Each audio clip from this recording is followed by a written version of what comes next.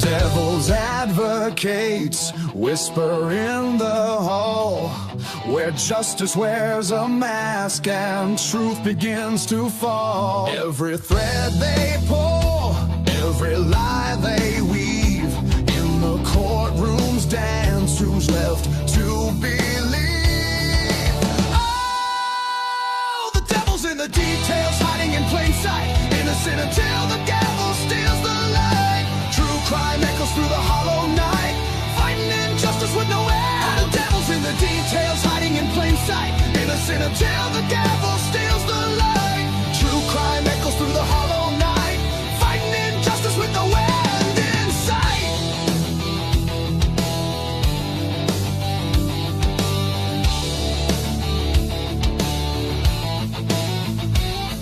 A photograph fades where the truth once stood. Blurred lines between the bad and the good. The scales they tilt with every silver tongue, while the broken cry for a song unsung. Black robes sway like shadows on the wall. One wrong word and the mighty fall. Who's a sinner? Who's a saint? The jury's out, but the verdict's faint. Oh, the devil's in the details, hiding in plain sight, innocent until the gavel steals the light. True crime echoes through the hollow night, fighting injustice with no end. The devil's in the details, hiding in plain sight, innocent until the gavel steals the light. True crime echoes through the hollow night, fighting injustice with no end in sight.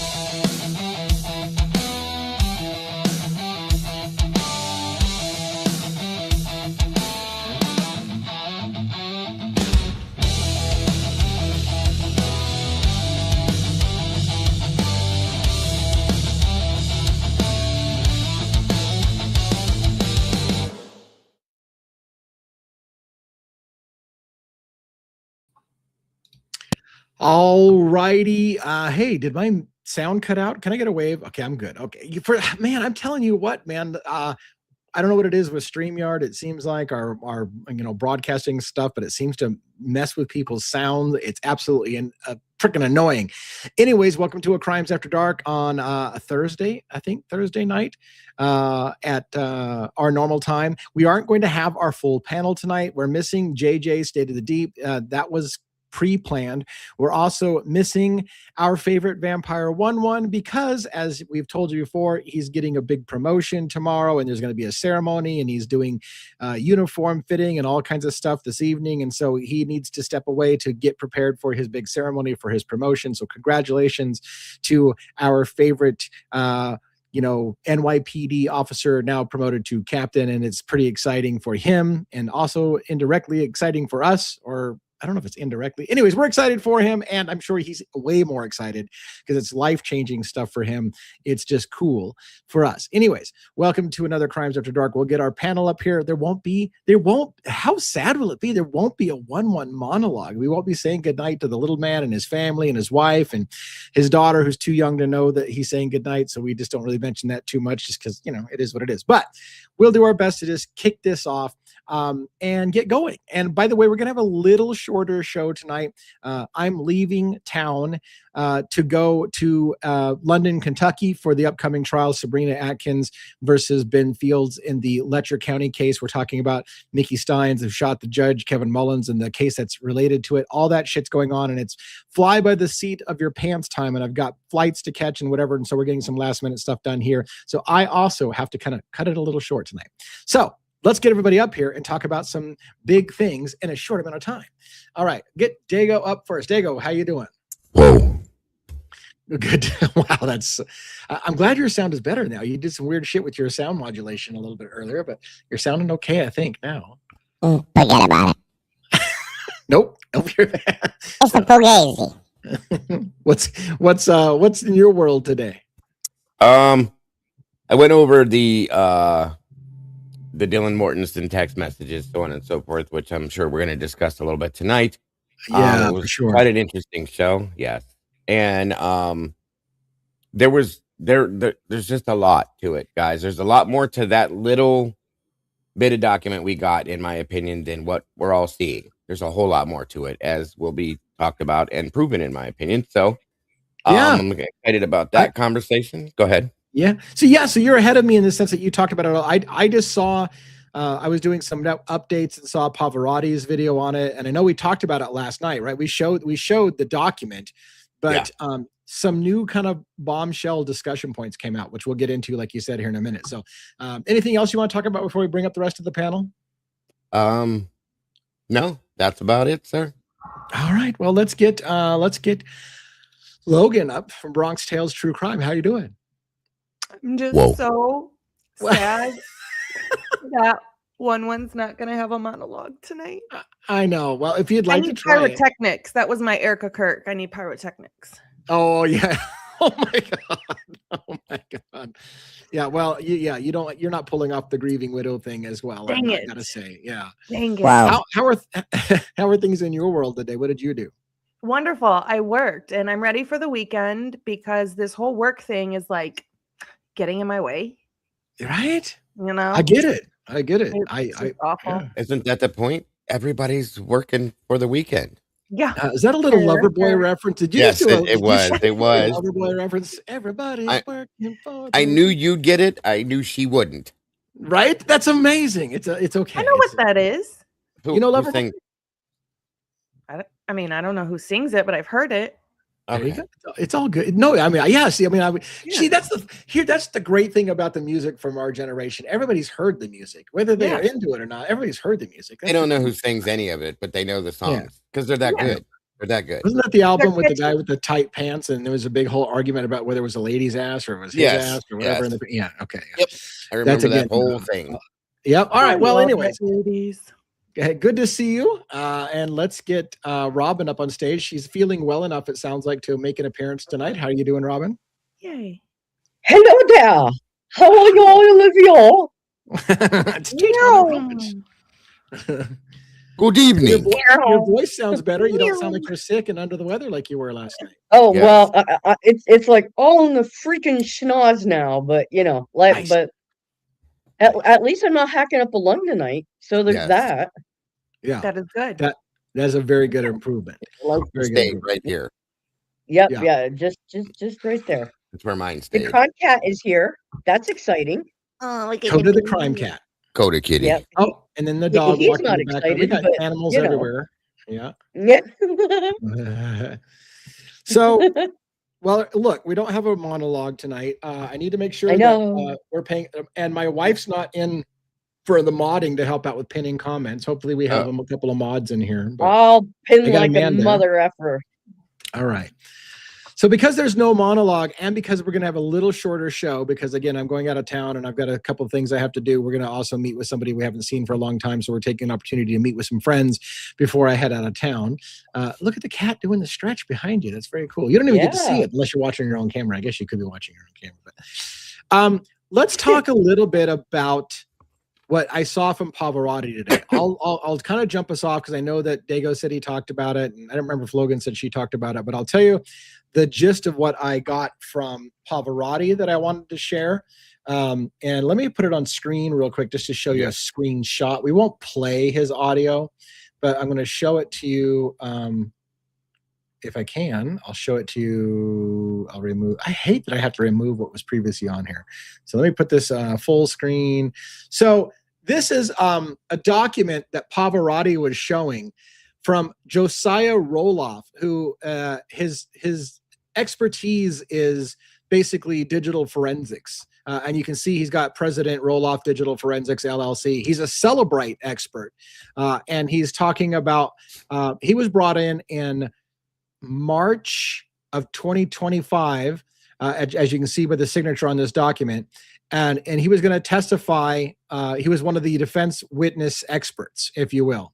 But the shocking part to discuss is if you look at the very top of this page that we can see the screenshot, because he didn't show the whole document, DM and BM respectively. Do you see that at the top? It says on that DM and BM respectively. And it talks about in point 10 about the documents include artifacts including identifiers from peekaboo.com, which is Snapchat. What Pav was saying is this expert was going to put in DM, which was Dylan Mortensen, and BM, Brant Mortensen, her father, and he was going to put them side by side and say, look, I can prove to you, this is what Pav was saying was going to happen, and I think he's right.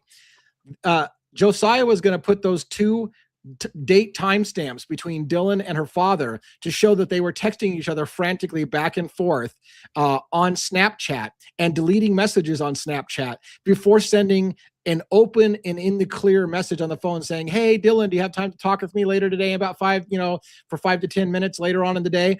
And that message was after, and no further Snapchat happened between the two of them after he sent the, hey, do you have time to talk today? Suggesting, as Pav said, the two of them were communicating frantically and colluding on something, and then made up a bullshit public story to say, hey, can you talk later today? And then all text messaging between the two of them stop on Snapchat. So I wanted to talk about that and ask what your thought were. Do you agree that's probably what Josiah was going to show? Is that why he was talking about artifacts between DM and BM, her father, the artifacts being just the timestamps? And like Pav was saying, what he was going to show is it'll show that Dylan sent a message to someone, and you don't know who, at a certain time. And then he would put up Brent, her dad's message, and show he received a message from someone you don't know who it is at exactly that time. And then he responds to someone you don't know, and then you'll see Dylan receives it at the same time. And so it would have taken not a rocket scientist to stick that on the stand and show the jury and say, these people are talking to each other. We don't have the messages, but I can guarantee you they're talking to each other. The times match up exactly. So explain what the fuck you were talking about, why you deleted your conversation, and then why you faked a message saying, hey, do you have time to talk later today? When you'd been talking on Snapchat for over an hour. So what do you guys think about that? What I think is that in this day and age, it's pretty stupid if you don't realize that things are not actually deleted just because you hit delete. Yeah. I mean, the message itself, right, is deleted and unrecoverable, but the trace that they had the conversation is not. Right. I'm wondering now that you've said this, and what we talked about a little bit ago too, with what Kim said to me earlier, blah, blah, blah. All of this is like my wheels are going like crazy. I wonder if, because you guys do realize that you can communicate back and forth with people on Indeed, right? Sure. Of course. Not just the site to go. So where would you go if you were trying to hide something from somebody that you didn't think, okay, and she did a lot on Indeed, a lot. Yeah. So, and it made me wonder, like, what the hell, who's looking up jobs at 3 o'clock in the morning for that long? Right. So I wonder if that's the communication process that was going on through Indeed, possibly. And, now I'm really turning with this. That's wild to me.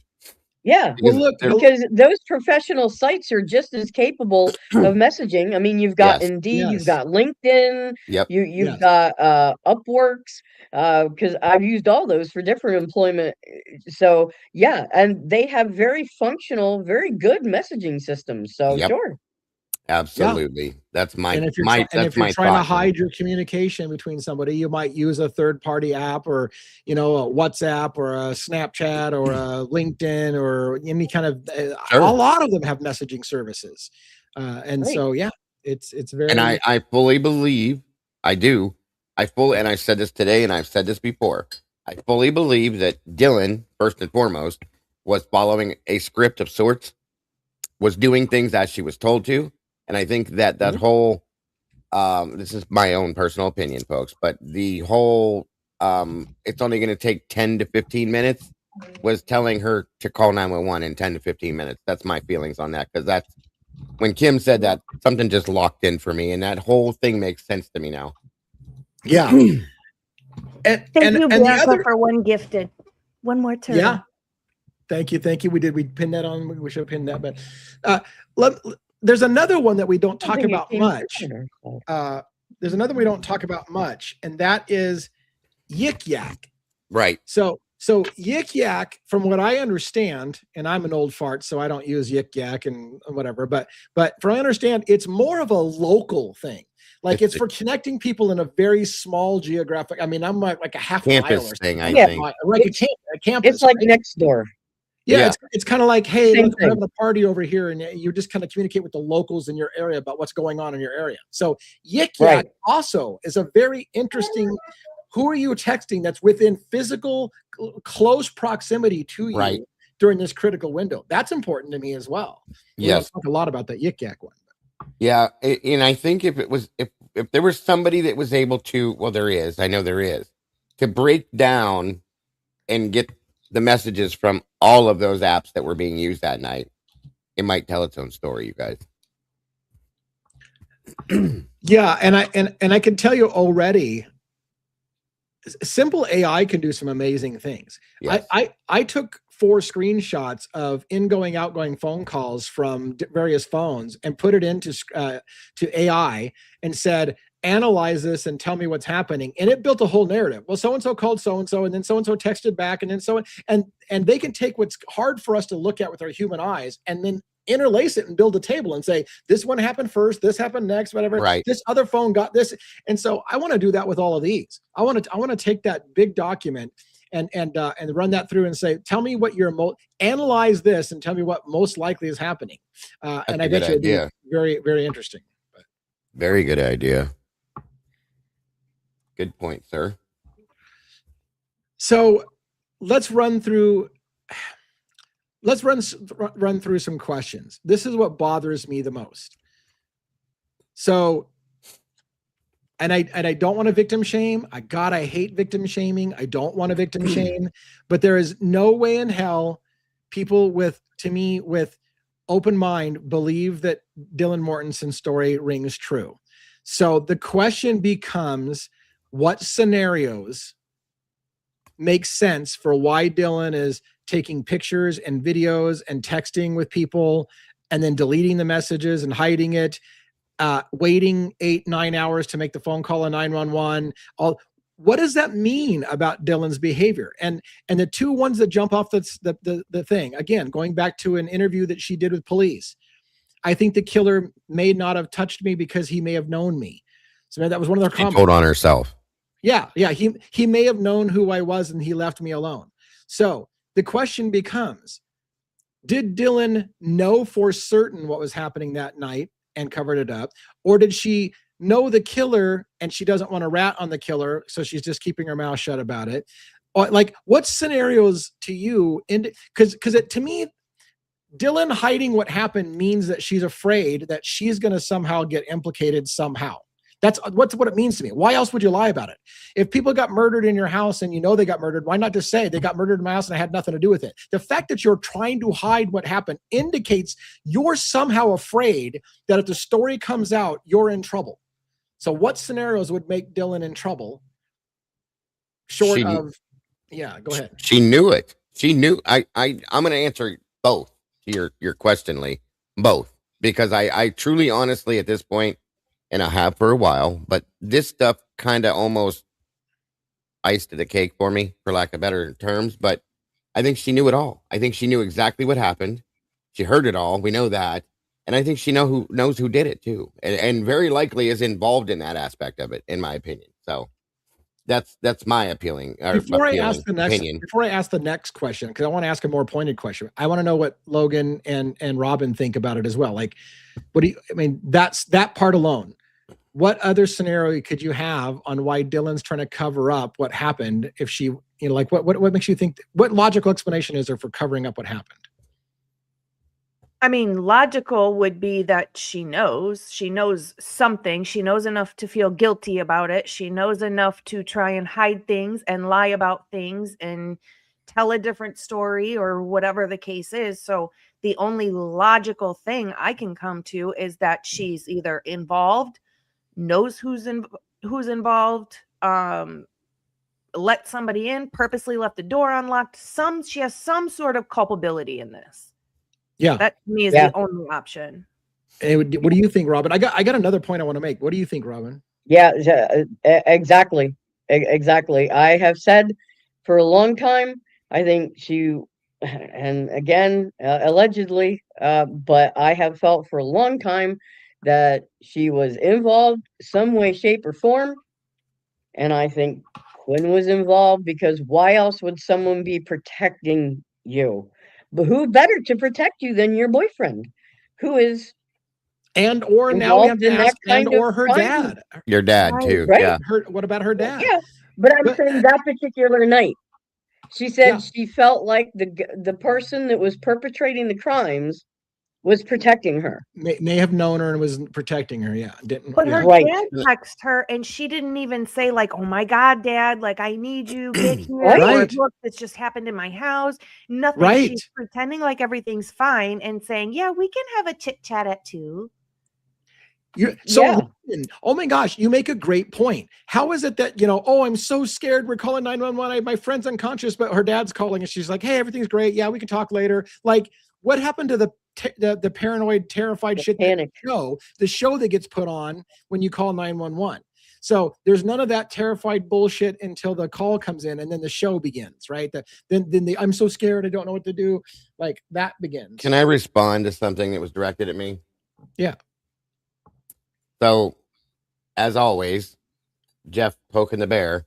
Dago believes that Dylan's an Oscar award-winning actress, and I don't buy that. I think Dylan tried her best to recall the night before.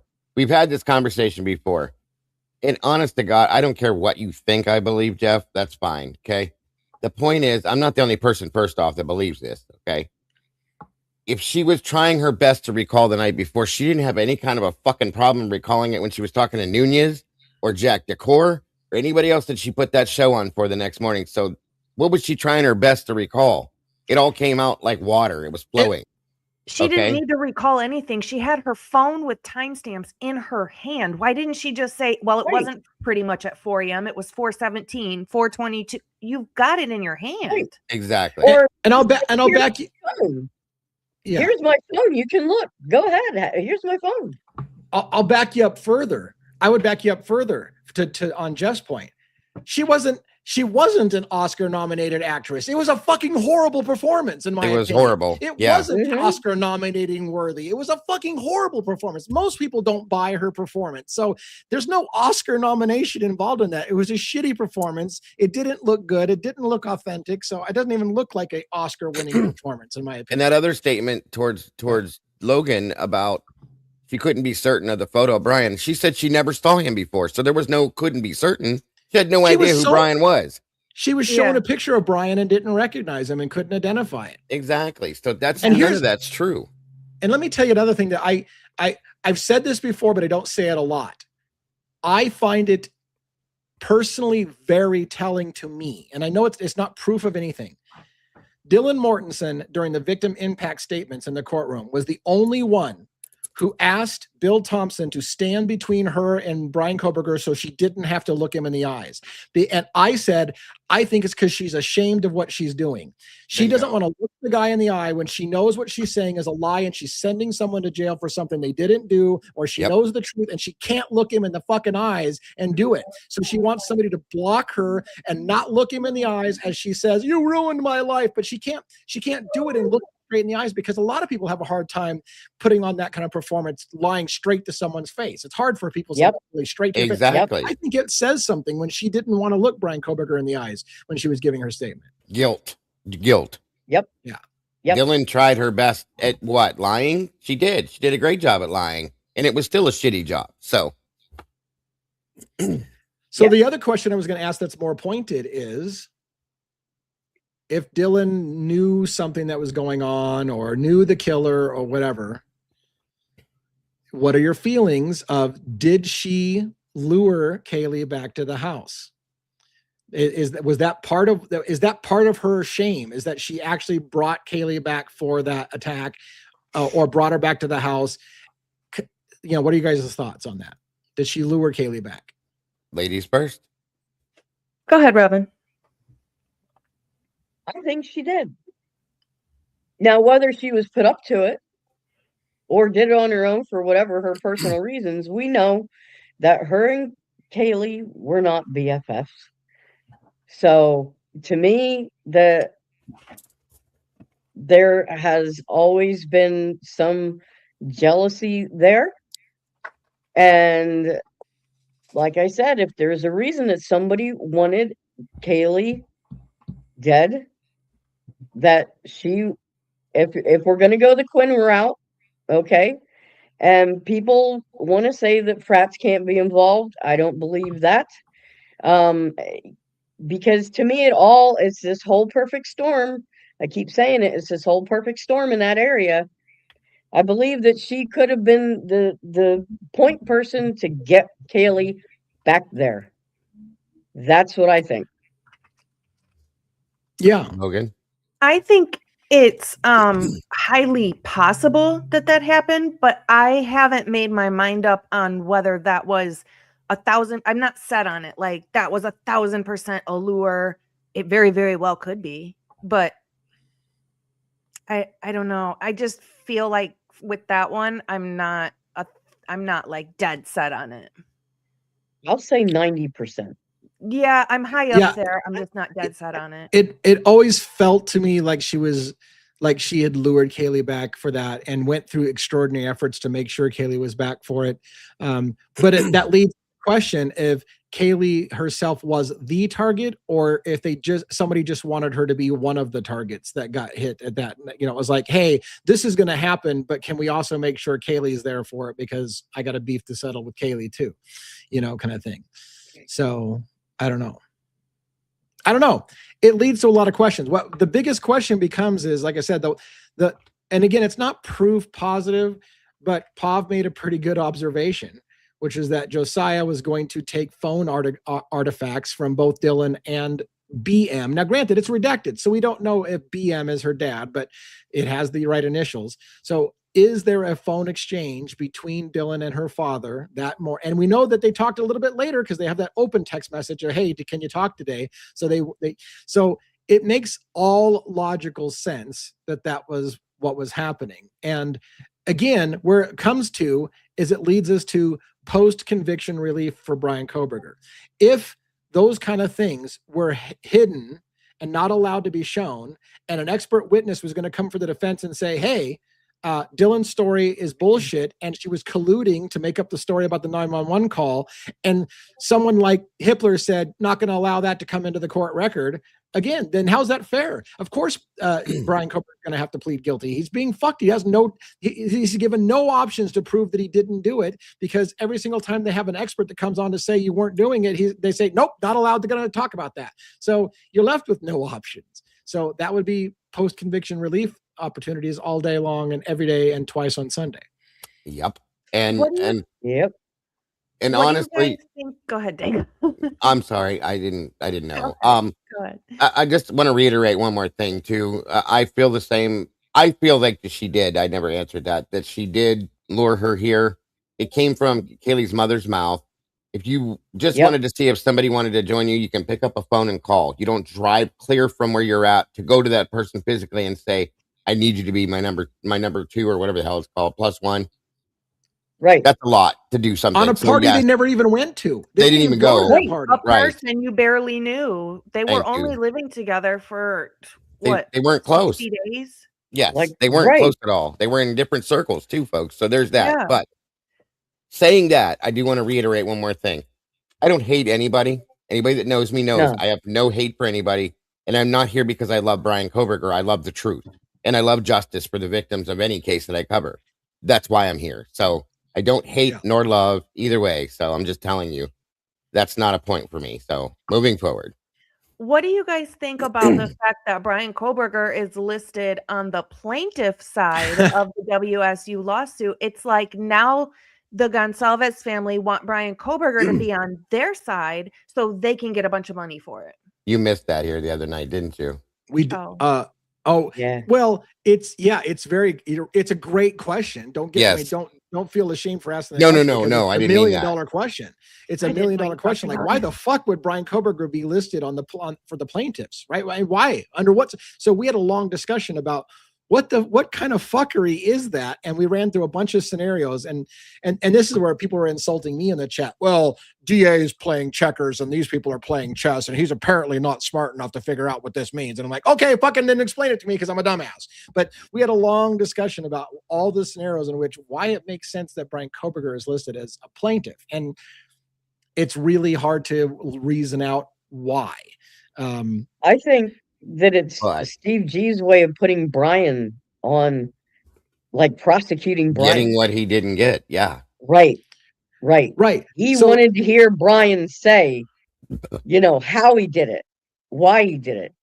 He wanted more information. And if he can't, in a sense, that might refresh Steve's mind and maybe allow him to process the fact that maybe he didn't do this. Maybe this is something else. If Brian can't give any answers to that. That's the thing, though. Like, I'm still, in my gut, I still believe Steve Gonsalves knows in his gut this was done by more than one person. Yeah, and he knows that. And he believed the trial was going to bring it out. Here's what I've said it before.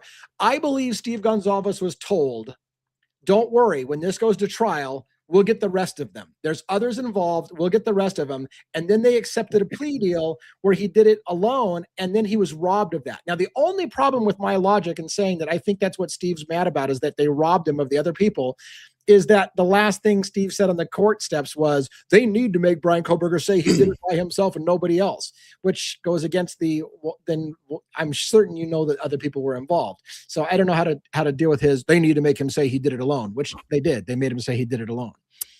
Yeah.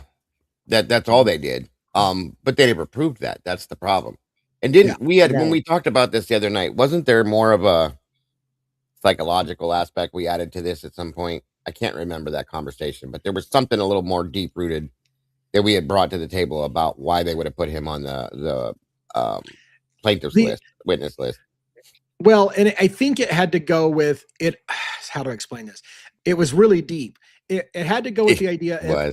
So it allows Brian Koberger, if he testifies, it allows Brian Koberger to say the things he never got to say before. So he could come on there and open up a can of worms and say, I didn't do it by myself. I had accomplices. And while that would fuck them in the WSU lawsuit, because they would lose the whole, you could have stopped Brian Koberger, it does open them to sue Moscow, Bill Thompson, everyone in the prosecution that bumbled the investigation. And so maybe they're just going to switch who the target is, and they're going to go after, because we know Steve Gonsalves has no love for Bill Thompson. He shit on Bill Thompson and said Bill Thompson's going to own this bullshit. He fucked this case up. He robbed everybody in this family. He's blamed Bill Thompson for robbing the families of true justice. So if he thinks ultimately Bill Thompson and the police department are the ones that are a real problem, maybe they're just going to shift the lawsuit to and Moscow Police Department, Idaho State University, and the prosecutor's office in Idaho. So, and this is really important to note here. If Brian wasn't able to describe details, or he got details mixed up that weren't actually factual, that right there, in a nutshell, is proof of innocence. I have to say it. I know I'm talking a lot, but I have to say it. They asked Bill Thompson, why not make Brian Koberger give details about what happened? And Bill Thompson's answer was, we were afraid he would negate his own plea deal. Why would you negate your own plea deal? Because you would say something that wasn't true. They're afraid of him getting up there and making a statement that couldn't have been true. And then they're like, wait a minute, maybe you didn't do it if you didn't know that this was the case. And so they didn't want him to give details because he might fuck his own plea deal up. So they were like, we don't want to hear him explain it. Exactly. Right. And then he tried to give some dumb bullshit excuse about people couldn't understand it. You wouldn't understand it. You wouldn't believe it. Like, sit down. It was so ridiculous and so weak, which leads to the proof that he's not what he should be. So, my question is, as far as the crime itself, we know we've been told that he carried 1 billion different weapons and a change of clothes and a garbage bag and a vacuum and a this and a that. What did he bring to break into the house with? Because there is no way that crowbar, is going to walk up to a house with all the lights on with nothing to. A normal person would think the door's locked. Yeah, so you would. And then he's not going to stand out there next to a door at a house where all the lights are on and everybody can see him trying to break in. The only person that would go to that house without having a tool to break in is somebody that knows that the door is going to be unlocked. Right. Exactly. Right, which would be fine if you proved that Brian Koberger was stalking the girls and knew the house well and all. But all of those things they said, there's no evidence whatsoever he had known anything about the house. So None. yeah, if he knew the house well and he knew their habits and he'd been stalking them for some time and sitting outside on a cinder block doing the slow stroke, watching them undress in the house and all those shit that they tried to say on various shows, if that was true, then maybe he would have known he didn't need to have a crowbar. But here's another thing I wanted to say. I was watching an attorney, a little bit of a clip of an attorney. I think it's Andrew Meyer on YouTube. He does a bunch of law stuff. And they were talking about this case as well. And they showed a document that listed items that they were looking into. I have a very strange look on your face, Dago. What's going on? Just keep going. It's not even worth responding Anyways, to. They had a list of things that they were looking into, and it listed things, evidence, including cigarette butts, which the attorney said, how's that have to do with anything? Brian Koberger doesn't smoke. They listed neoprene gloves. They listed a whole bunch of things. And then this attorney said, you know what's not on that list? A knife sheath. Like, they list these things related to the crime scene, and they didn't even list the knife sheath as related to the crime scene. And they listed other things like cigarette butts that has nothing to do with Koberger, leading them to believe there are multiple perpetrators. And where the fuck did the knife sheath go on the list? Like, there's all kinds of crazy shit. But I don't know. You're deep in thought, man. So somebody's getting bigger in his chat, I can tell. Anyway, save him. Somebody save him, not me. They went for the sure thing, the plea deal, without risking it and allowing Brian to hurt the families any further with what he says. Yeah. The sure thing. Right. It is a sure thing by taking a plea deal because they knew they had no case against the man. Therefore, they couldn't prosecute him the way that you should prosecute somebody that actually commits a crime. So yeah, that's a good, that part of that statement's true. The problem with the sure thing, the problem with the sure thing is it's not a sure thing when and if he files post-conviction reliefs and it has this whole fucking plea deal vacated because it was a sham trial. So we'll see. And when they prove that the prosecution was lied, completely lied, and they're prosecuted. Well, they tried to, because it's very hard to do that, folks. I understand. But when they go after the prosecution and people like Ashley Jennings proclaiming she didn't have stuff that she had and things like that, I'm just curious to see people's reactions to that. Well, we can only, and again, when I say that we can only hope that that happens, it's not because of those a-holes out there who say that we just love Brian Koberger. We love murderers and we want a murderer to get away with it. No. You guys are all missing the major point. Again, exactly. The problem is that we, being feeling like we're fairly intelligent people, know that crime didn't happen the way that they said it did. And so we just want to have the truth get out. And again, I've said from the beginning, what bothers me the most is there's a real killer out there who may be walking the streets still because they accepted the simple answer. And there's a killer out there who's gotten away with it because there was somebody else. And I don't think it was probably even Brian Koberger that did the main killing. It probably was somebody else. And that person's still walking the streets. I'll be walking the streets tonight. And, all right. Yeah. And that's what really thrusts my ass is the fact that people are okay with people getting away with crimes. Yep. That's the thing that really gets to me. I mean, okay, if Brian's innocent, no, I don't want the man sitting in jail. I don't want any innocent person sitting in jail. But let's actually prove really that a person is guilty and not have to lie in order to make your case, like lying, crying Bill Thompson and his little sidekick, little Trashly Jennings. I mean, I want to ask you something else too. I want to see if you guys, so I'm going to ask you a question and then I want the panel to discuss it while I go get a refill on my drink. So here's the question. Am I making too much of this? During the plea deal, the victim impact statement, after all the victims read their shit and they're talking about all these things and they're insulting him and calling him an a-hole and whatever, Hippler asked Brian Koberger, if there's anything that he would like to say. And Brian's response was, I respectfully decline. Now, why would you respectfully decline? If you just murdered everybody's kids, what kind of respect do you think you're going to get from the families? Why would you respectfully decline? It almost sounded, and again, this is where I want your opinion when I go get a drink. Him saying, I respectfully decline almost sounds like it's like, I'm just going to shut the fuck up until the full facts come out. So I'm just going to respectfully keep my mouth shut, and I'm going to wait for the whole facts to come out. He's not admitting anything at all because, and again, why would you use the word, am I hanging too much on it? Why would he use the word respectfully if he just killed all their kids? Other than I feel like he's just simply like, I'm not going to comment on this until the full facts come out. But I don't know. I think that was him trying to do what he could within the, I don't know what to call it, within what he could do and try and show some kindness by saying that word.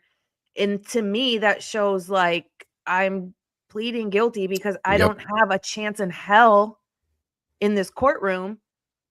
So I respectfully decline. Like I'm trying to show that I'm human and I have empathy. I don't know. That's as his entire family did the whole time, even when they were being attacked by the other families. So yeah, I agree with you.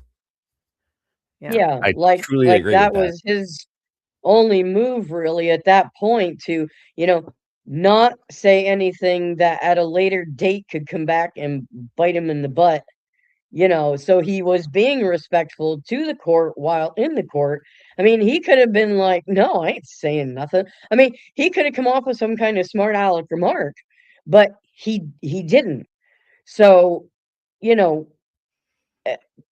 I think that was probably strategic, but yeah, Logan, I do agree with you that he was trying to show in that moment that maybe he, did have some empathy. And so, yeah, I agree. About, before I forget, I know Dago wants to say, but how about the fact that Kohberger stood up to address Hitler at the beginning and he says, sorry, young man, you don't need to stand up. I know you're trying to show respect. Like, why would Kohberger show respect for the court? Why would he show respect for the families by respectfully declining? Why would he do things showing respect to anyone if he just murdered everybody's kids and is proud about it as a gloating asshole? You're exactly where I was going. I was just getting ready to say the same thing. That's an absolute fact, you guys. And sadly, the man that most of the world is looking at thinking committed this crime, accusing of committing this crime, the person that, in my opinion, was railroaded into committing this to look like he committed this crime was the only one that seemed to have any class in that courtroom that day. Okay.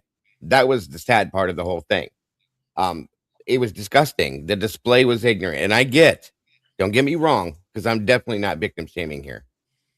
I understand that there is a mental breakdown, a psychological breakdown with all of this. Okay. It's a horrible, horrible thing that happened. But they took it to a level that there was applause allowed in the courtroom that day. They were making statements about things that had no bearing on him or the case, and it was all allowed. That was the biggest. It was disgusting to me the way they allowed that who's supposed to be the judge allowed for all of that without even blinking. So yeah, big D's in jail. Yeah. How ridiculous. It was just a show. It was very distasteful. And there was a moment, and I have to say, I'm probably why do I do this? Sometimes I say shit that I know I can't take back, and then I take a beating about it. But there was a moment where people were picking on Kohberger about whether or not he had a micro expression on his face during the plea where it showed a smile, right? Like, did he smile? Does he think this is fucking funny? And I have to say, there's a part of me that if I was on trial for something I know is full of shit and it's going to come out later, I would almost find this whole fucking thing a little funny. Like, fuck you guys. You guys are making this big fucking deal out of it, but it didn't happen that way. And at some point it's getting ridiculous. It would almost be laughable at some point. So I agree. Is there a possibility if he did have a micro smile, it's more like this whole thing is bullshit. Like it didn't happen. So it's funny in a way. It's tragic. The families are in pain, but and especially, you would especially laugh at Dylan Mortensen, who didn't want to look you in the eyes. If you know damn well why Dylan Mortensen not look at you, would find that laughable. Like, you fucking faker. You're going to fucking sit here and not even look me in the eye when you know you're lying. And that would make me like, I laugh at you because you're fucking full of shit. Like, and again, people will take that, oh, he's so disrespectful. He's laughing at the families. Maybe he's not laughing at the families. Maybe he's laughing at fucking Dylan Mortensen's bullshit performance in the courtroom. Like, who knows? Or the ridiculous other bullshit that was allowed and going on. But here's the thing. Think about something. Since we're talking about this part of this. The one person that didn't show up, okay, didn't show up for most anything. She stayed as far away as she could. And had somebody else read, because, and I'm telling you, this is my opinion only, okay? I believe that she was drawn into this out of fear. I believe that she was threatened, and that's why she took off. Okay, yes, Toothany. I love that you guys do that. That kills me. She took as far off as she could from this situation. I think she wanted to leave that morning, like I said before. She was trying to get the hell out of there because she didn't want anything to do with this, in my opinion, okay? But was forced into it. I think that maybe she was told something is going to happen, but never expected what actually was going to happened, okay? And at that point, that's the person that I wonder truly was afraid that if she showed up there and made any kind of a statement, that she might spit something out that she wasn't supposed to. And out of fear of possibly doing that, knowing what the truth was, this is the girl that had the exculpatory evidence, remember? I 100% believe Bethany had exculpatory evidence, and that's why she fled the state. That's why she was terrified to come back. That's why she didn't communicate with anybody afterwards, because just like you said, she was going to be faced with one of two options: get on the stand and flat out lie about it and possibly perjure herself and go to jail if the defense knows she's lying and can prove it. Because that's the thing. She's got to double down on a lie in court and say it didn't happen this way or whatever, and lie. And if she and she doesn't know what they know, she may be surprised and find out they know something that she lied, and then she perjured herself and she goes to jail. So she'd be terrified. Or she comes and she has to tell the truth, and maybe telling the truth threatens her life, because maybe the killer who's still on the loose would be like, I'll fucking kill you if you tell people what really happened. So her choice was tell the truth and die, or tell a lie and perjure yourself and go to jail. So whatever you do is you don't want to fucking show up. You just don't want to show up. Just get a plea deal. No, I wasn't talking about Dylan sausage. I was talking about Bethany, hon. Yeah. So no, yeah, absolutely. No, that's exactly right, Lee. That's exactly where I'm at with it. I don't think she trusted herself, and she knew if she slipped up, man, some people just can't lie. Okay. That's a fact. Some people cannot do it. They can't. I've seen people, I know people that just can't tell a lie, period. It reads on their face. It reads in their body language, and they just can't do it. So it makes me wonder. Okay. And you even hear it on the 911 call. Dylan has to force her to go in the house on the call. If that's the way that really went. No. You come on. We have to go inside. She didn't want to go in that house. Yeah. And she didn't want to go in the house because she knows what's in the house. She knows what's in the house. She knows what happened. She knows who did it. She did. Sorry, Logan, go ahead. No, you're fine. I was going to say two things. Bethany might actually be the CI, because she's the only person who was like allowed to leave the state, and then they went to her. They didn't make her come back to the, that could be, it could be because maybe she was the CI. But the other thing I was going to say is I expected Brian Koberger to at least maybe blush or turn red and get heated when things were said to him. But he didn't at all. And I'm wondering if that's because he's like, so at that point was so far removed from it, in a sense, like, I didn't do this. They're just going to talk shit this whole time. I'm not going to let it bother me. Like, he had to like do that, because I really was waiting for him to show something, some emotion, turn red, something, and there was nothing. Well, with him being the way he is, okay, the autism side to this, right. People with autism are, I can't even think of the right word. You guys probably know this already. They're less reactive. Flat. Right. Flat. Well, that's flat one. Effect. Yeah. Right. But they're also more about like reality and the truth. They're very real. Okay. Yes. So here's the thing. And I said this before. If he knows that he didn't do this, why would he react to anything with it? I didn't do this. So that's not going to bother me, because it wasn't me. You can call me whatever you want. I didn't do that. That's not me you're talking about. So in his mind, the person that they're yelling at, the person that they're calling names, all of this, he knows is not him. So therefore, it doesn't flip that switch in his mind. You know what I'm saying? Just like with when he got pulled over by the police officer, and I can't remember which one it was, and he asked him about his seatbelt, and he said, well, I'm not going to lie to you. No, I didn't have it on, because he can't. Okay. That's just part of his personality. That's what I always wondered about and thought about with that, with what you were saying, is I fully agree. I have one in my house. Okay. If it doesn't pertain to him, he's not going to react to it. That makes a lot of sense. Honestly, you know what I mean? So I've lived that with my child.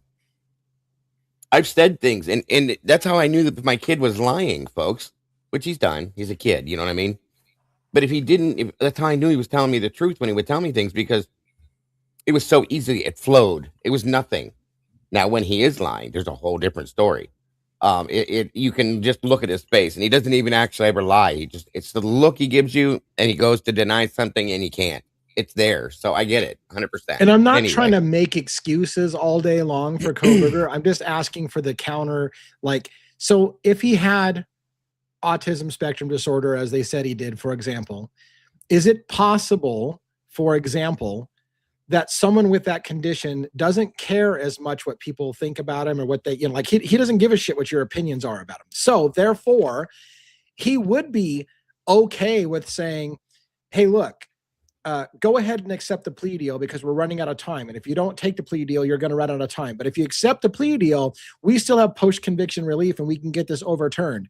And maybe there's a part of him that's like, yeah, I'll say I did it if you want me to. Like, I don't really give a shit if everybody thinks I'm a monster because I don't give a fuck what they think anyway. So let them think I'm a monster because I didn't do it. And it's just a matter of fact thing. I'll prove it later during the post-conviction relief. So maybe because there's a lot of people who make this big deal. I would never plead guilty to something I wouldn't. You couldn't get me to plead guilty to something I didn't do. Well, maybe certain people will be like, I really don't give a fuck what you think about me. I know I didn't do it, and that's all that matters. But if you want me to say the words, I'll say the words because I don't give a fuck what you think about me. If you want to think I'm a monster, go ahead. I'll get proven right in the end, and then you'll eat shit. So I don't care. You know? Exactly. Yeah. I mean, that's the point. And I feel like he detached from it because it wasn't him. Truly. Yeah. He just physically and mentally, emotionally, whatever, was detached from the situation because he didn't commit the crime. And there's no way to do that for somebody like him if he did, in my opinion. But, I agree. To play devil's advocates at the end of the day, we always have to be fair, we have to say, maybe who the hell is this devil's advocate person? Sick of this guy. Yeah. Maybe he pled guilty because he did it, right? Maybe he pled guilty because he did it. And maybe he said he did it alone because he did. I don't think it's possible for one person to do it alone, but we always have to accept the possibility that he pled guilty because he did it. Sure. But, yeah. Anything is possible, sir. Yeah. Except for that. Yeah. I'm just kidding. It might be possible, but it's not probable. I wouldn't put my money on it. I wouldn't put my I don't believe you. I don't believe you either. Wow, that's good. That's a whole bunch of bullshit. Yeah. Shit. All right. So we talked a lot about Idaho 4. I want to talk just briefly before I lose, because again, I need to wrap up in about 20, 30 minutes so I can get something. Is any of that hearing or trial going to be televised, Lee? Which one? The one you're going to? No, it's not going to be televised, which is the reason why I'm going in person instead of instead of just watching it on TV. So I thought we could get you on TV again. Well, maybe outside if there's a court presence, but it seems like nobody really, it doesn't have the national attention that it should have at this point. Well, they know about the main case. I don't think they know about the other stuff. You know what I mean? Yeah. And I don't know how they don't. Like, how do you miss Mickey Steins is actually on the witness list. He's going to be there to testify, at least on Zoom, if not in person, at that trial. Like he's at this one. It's related, but anyways, I'll call the news stations like I did with John Ray. I'm sure you will.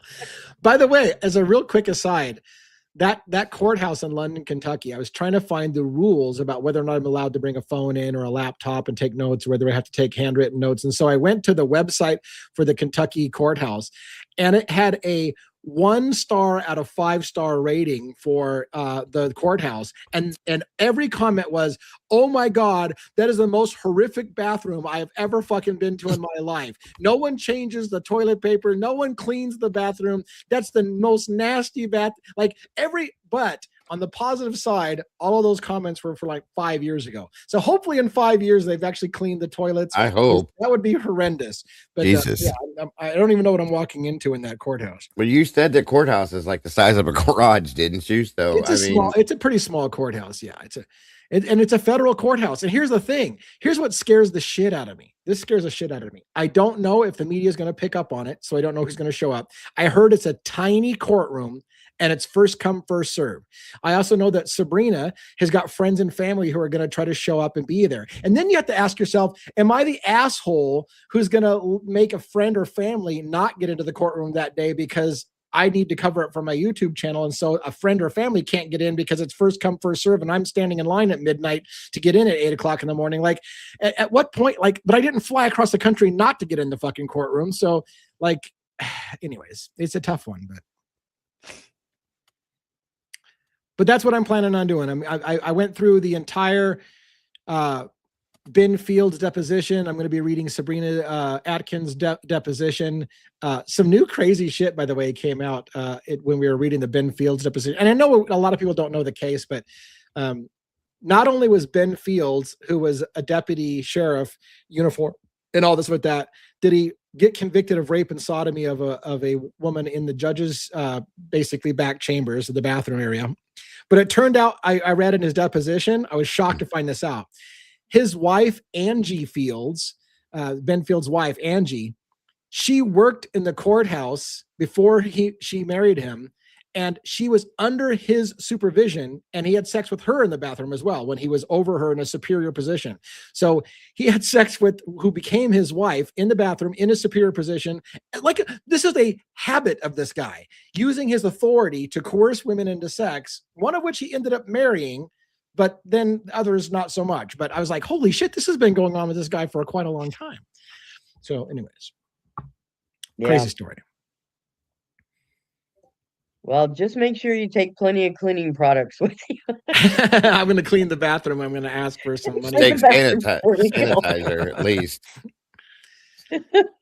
Anything, is there anything else new that's come out with anything else that over the past 24 hours?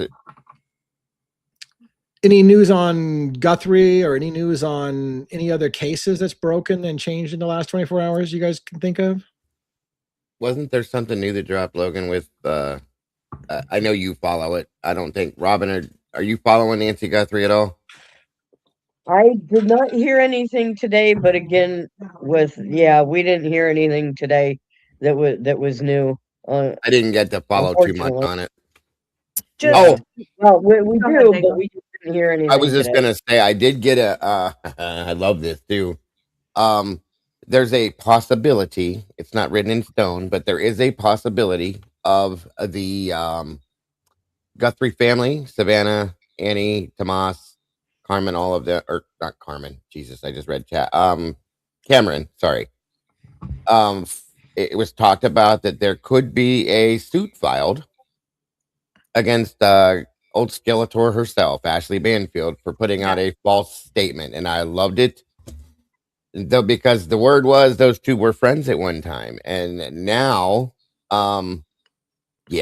karma's real, folks, and it's coming back around. That's all I'm saying. I hope it happens, because she made a direct statement saying she got a statement from a very, very, very reliable source, obviously not, that Tomas was a very high on the suspect list for this case. So, and it turned out not to be true, and they're counting, they're suing. Yeah. That's probably where Savannah's going to get her $500,000 to donate the money. Probably. Probably. Thank you, sausage biscuits. Do I drink bourbon? Yeah, I do. I do. I'm mostly a whiskey guy, but I think I've liked bourbon. That's what I used to drink was bourbon. I loved it. Yeah. I had a friend that was really big into bourbon, and I think I still have an unopened bottle of nice bourbon that he gifted us. I'm pretty sure. I haven't cracked it open though. When I quit drinking, I was a heavy Crown Royal drinker. That was my thing, and Yeah. Anything else like that, I liked it. I was in that mode too. So. I've had Crown Royal. That's good. Yeah.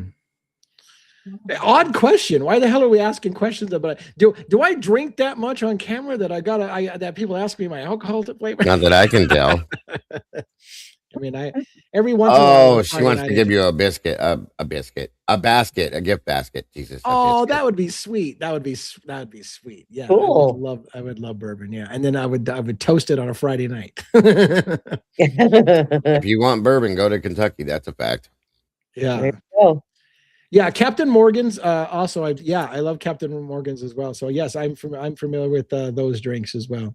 I'm not such a drinker that I know like the nuances between a bourbon and a whiskey and all that. Well, I know what vodkas are, but like the point being is like I'm not really a big wine snob, or not wine snob, alcohol snob. So I don't know them all, but yeah, I've had my share. Thank you, Bianca, for the $5. She says, I adore this community and the whole panel and channels. Thank you, my dear. I appreciate you. Thank you, Bianca. Thank you. Thank you very much. Thank you. My favorite drink is a chocolate monkey. What the hell is that? What's in it? This bartender where we used to go do karaoke, she made it was chocolate ice cream, Kahlua, Bailey's, chocolate Bailey's, and rum. Yeah. That's one of those kind of that bites you when you don't expect it. That sounds thick. That didn't turn in your stomach? Yeah. Oh. My favorite mixed drinking and dessert all in one. I mean, come on. I would say my favorite mixed drinks have been a Long Island iced tea. I like that. I like, and the one I order all the time, but I stopped ordering it when I would go to any kind of bar kind of thing because they always look at me like, what the fuck are you asking for? I was told it was called a Smith and Kearns. It was like Kahlua, Coke, and cream. And yeah, every bar I go to when I ask for a Smith and Kearns, like, what the hell are you talking about? What's a Smith and Kearns? I'm like, I don't know. I thought that was what the name, everybody calls it a Smith and Kearns, but nobody apparently at bars know what the hell a fucking Smith and Kearns is. So Kahlua, Coke, and cream is what it was supposed to be, but yeah. You're muted, Dago. You're muted. Huh. I didn't know that was called that, but I've heard of that before. Yeah. My mother used to drink the white and black Russians. She was a big Kahlua fan. Oh, and what's that? The slippery nipple or the camel? It's like butterscotch schnapps and several really sweet ones. Yeah, that's the one. The slippery nipple and then the fuzzy navel and Oh, mine was a brain eraser. Oh, that's what that was. That was. Oh God, you're gonna ask me that. It was I can't remember. It was a shot. See, it's a brain eraser. It erased your brain. You don't. Remember. And they would put some kind of a there was some of that. A good drink. Yeah, it works. It does. I can't remember the alcohol. Like there was I think it was 2 whiskeys. Okay, and then they would put some kind of. Maybe it wasn't whiskey. Anyway, it was very strong, and then they would pour something in it that would coagulate that looked like a brain. Right. Okay. And they tasted okay. It was pretty good, because of that other flavored stuff. But it was strong. It was strong. And the 3 Wise Men. I used to take those all the time, which was and it was gross. Don't get me, but it would have hit you fast. It was Jack, Jim, and Jose, the 3 Wise Men mixed together in one. How did we just turn this into a drinking show? I have no idea. I don't know. Moving on. Yeah. Well, anyways, I thought so. Let's talk for a minute, real quick, again about Idaho 4 and Pavarotti, because again, with Pavarotti, and by the way, I have to say, with Pavarotti's video, it started out with him with his spreadsheet he's been keeping for forever. Yeah. So he's got the ICU Farley gun rack guy, and I'm like, again, to this day, I'm not convinced of the ICU Farley and the gun rack thing, but he's still got it on his spreadsheet as here's the gun rack sound, here's the gun rack guy going towards the house, here's Farley hanging out as the lookout. And maybe he will be right at the end of the day. I don't know. But whatever the case may be, I will say one more time about Pavarotti, 2 things. 1, I love what Pavarotti does. I love the thought that he puts into it and the detail. And if there's any complaint I have about Pavarotti, it's Pavarotti's super fans. His super fans treat other users like shit and constantly tell other users that they don't know a fucking thing about any case because the only person who knows the case is Pavarotti, and he solved it 27 times already since he started it. I get tired of his fans. That's what bothers me. Pavarotti, I got no issues with Pavarotti, but I do have some problems with Pavarotti's people who constantly shit on every creator who's not Pavarotti. I don't know how he feels about his super fans. I don't know if he likes it or not, but that's my only problem. I think Pav's great. I could do without the people who tell everybody that they're a piece of shit if they're not Pavarotti. But anyways. He's allowed to change his story 13 million times, which is fine. We all have gathered new information and changed what we, but it's like his people hate on anybody else who does it. Like, we're all human. He's human too. Right. Yeah. And we're all investigating this together. And like you said, Logan, there's new stuff coming out almost every day, or somebody discovering a document that's been buried and they bring it to light, or so of course this story is going to keep evolving. And frankly, no creator out there has this thing 100% down, because we can't. There's still too many variables. Yeah, by the way, Drinking Link came back. Somebody said buttery. I think buttery nipple is what I was talking about. It's butterscotch schnapps. What? Tell me what it was. It's anyways. That's it. Nipple. Butterscotch schnapps. Rum. It's got three different sweet ones. It might have Bailey's in it. I think it might have it. I think it has Bailey's, butterscotch schnapps, and something else. Triple sec. Maybe triple sec. Yeah, I don't know. That might be it. And it's also, somebody else called it a camel toe or something like that, but it's like, it's got two different names that is essentially the same drink. By the way, and the difference between the two different drinks is the same three ingredients, but they're layered differently. Like what order you layer them changes the name of the drink. Yeah. And she was awake. My wife was a bartender when we first met. So yeah. I think you're right. There was 3 different versions. A duck fart. That's what Rhonda says. Duck fart. That was another name. That was another name for it, called the duck. Holy shit! A duck farted. Somebody step on a duck. A moose knuckle. Oh my god. Old MacDonald had a farm. There's some awesome drinks. There's drinks that I want just because of the name of the drink. Yes. I won't go into them. So. But, anyways. Yeah. What was? Somebody said something that I was gonna give an answer to, but I can't find it now. Hold on. Papa said, "Yes, I know, Twiz. I saw it. It's we were talking about it before. It's crazy. In the house. What's up, JJ? Good to see JJ stepping in to say hi. Well, I don't really have anything new to. By the way, as an aside, I'm gonna kind of preload this. I want to talk to Dago and Logan and my team about this as well. But one of the things that I'm starting to realize, and I don't know if it's the time of year with February being a little slower for YouTube, is that I feel like there's signs that I'm moving away from something that I used to do well, which was long form videos. And because I've moved so much to the Crimes After Dark situation, I'm not spending as much time on my long form videos. And I feel like I need to get some long form videos back in my repertoire, because I think some people are like, I didn't sign up to watch Devil's Advocates to watch him go on a panel every single night, and that's all he does. So I got to get back to some of those long form videos. So we're going to kind of work on a team on how to kind of get some space back in my schedule, some time in my schedule to start doing some long form videos again, because I think that's something that a lot of people, when they first signed up for me, they were like, I like when you break down these long thoughts, and now all you do is this variety show on, which is great. I mean, I love this variety show. I love what we're doing here, but anyways, for what it's worth, I got to try to find that balance to try to get some long form videos in there too. So what do you guys think? How many times a week do you do your other stuff besides this? Well, that's the thing. I mean, I used to try to do every case of four or five cases, one every single day, and have a drop. But the problem was is that then I ran into the problem of Idaho 4 would be hot and heavy, and everybody wants to talk about the new thing that came out when it's now Mickey Stein's day or it's now Luigi Mangione day. And I couldn't be the only guy not talking about the latest news in Idaho 4 because it's Luigi day. So I had that problem. So I'm constantly trying to figure out what is my thing, because if everyone wants to talk about Idaho 4 every single day and I've got other cases, how the fuck do I cover my other cases? You're gonna implode yourself doing that. Here's the problem with that is that these other cases, there's nothing like flowing on these cases regularly. That's the problem, because I used to do that too. Back a couple years ago when I was covering 3 to 4 cases every day, I was constantly doing it, constantly. But they were all hot at the same time. They were all pushing the same amount of info out every day.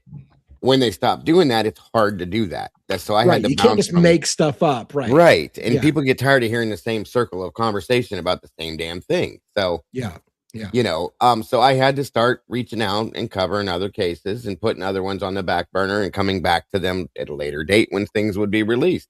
I went 6 months, probably 8 months, without talking about anything in Idaho other than a hearing or something that would happen, because there was nothing falling out from it. So in turn, I had to fill that spot with another case. That's what I was doing. So, and they were shorter cases, most of them. They were quicker cases. They were bing, bang, boom, which is very rare.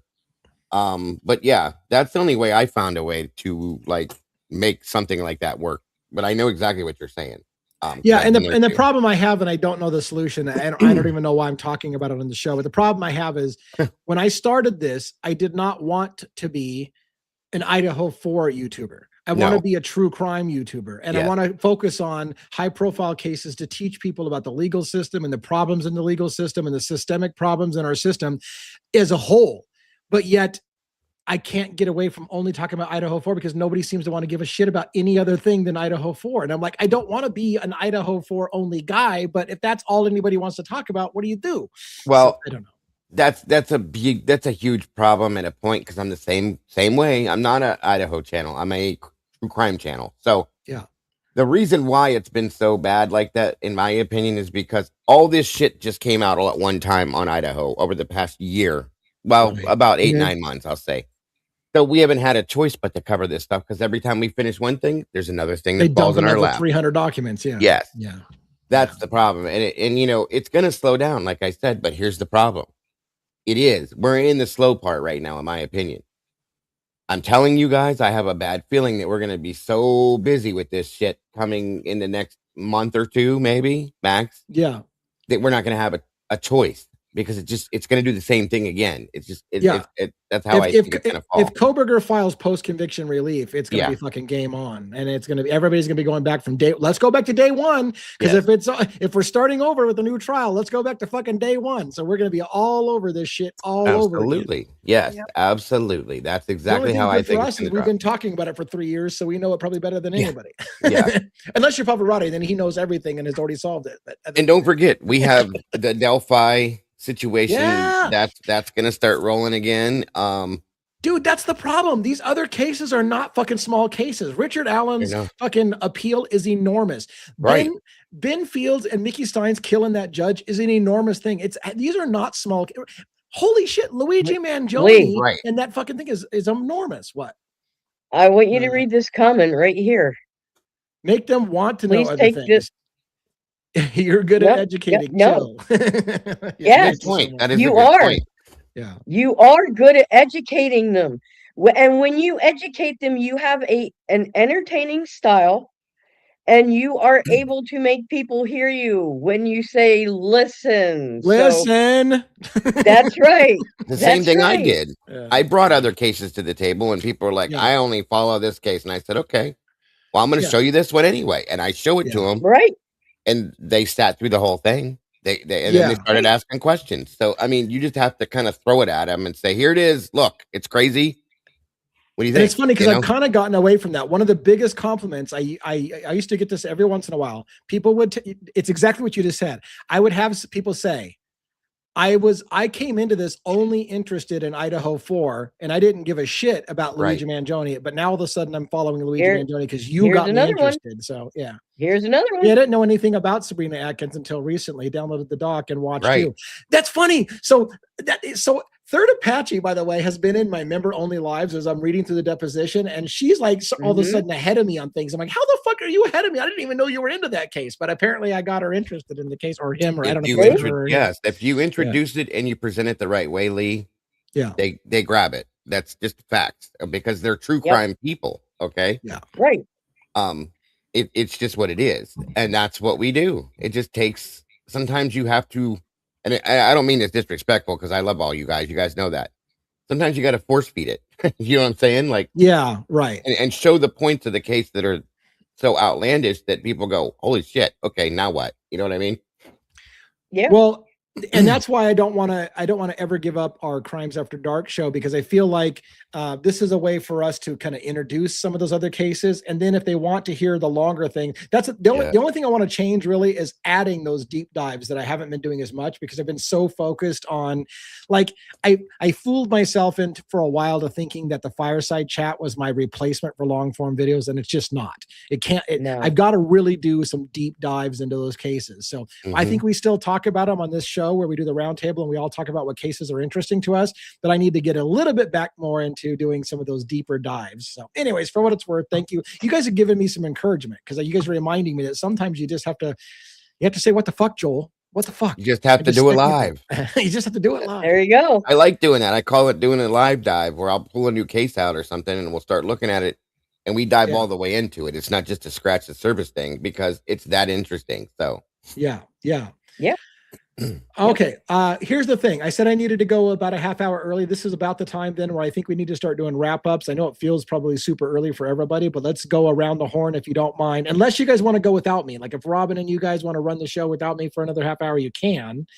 But otherwise, we'll just wrap up here and call it early. I'm good. I'll stay or go, whatever you want to do. I'm good for either way.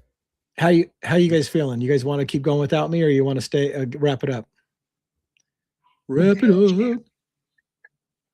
Nobody wants to make the commitment. Whatever you guys want to do. I'm right. here. I'm gonna make a judgment call. We're shutting it down. I'm letting you guys off early. Okay. We're gonna go home early.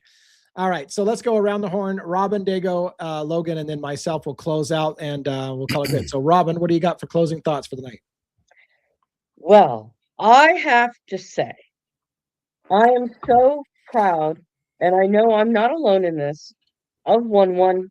And if you are watching and listening, sir, we just are so thrilled for you and for your family, and the NYPD better appreciate you,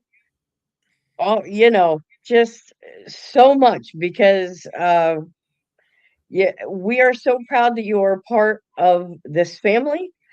And we know that you are going to go on and do better things, but you ain't getting away from us. So don't even try it, buddy. So, I know. Part of me, yeah. Yeah. Part of me was worried. Part of me was worried, like, oh man, we're gonna lose him. Like he's gonna have new duties, and he doesn't know what his rotation's gonna be, and he might be on some kind of thing where he can't. But then I'm like, you know what? It is what it is. If we have to. But here, I know him.